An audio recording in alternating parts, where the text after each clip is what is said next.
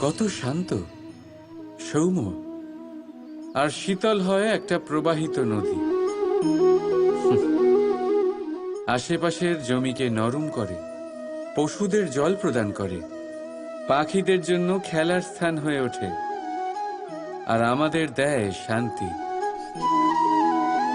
কিন্তু বানের সময় এই প্রবাহিত নদী যখন সমস্যা সৃষ্টি করে, নিজের রৌদ্র রূপ ধারণ করে, তখন কাউকে ছাড়ে না।